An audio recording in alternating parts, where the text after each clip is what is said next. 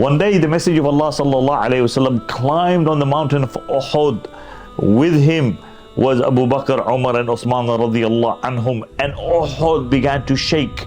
And the Prophet ﷺ stamped his foot and he said, Uhud, stop shaking, for indeed upon you is a Nabi, a Siddiq and 2 martyrs. He was speaking about Umarرضي anhu and Uthmanrضي anhu. Inshallah, at As-Suffa Institute, we are starting story night. This is a night to remember. We will be commemorating the martyrdom of our Sahaba radiallahu anhum and the sacrifices and taking from it very, very important lesson. So, inshallah, we will be having this first story night with the life of the 3 Khulafa Rashidun and their martyrdom. Assalamu alaikum wa rahmatullah.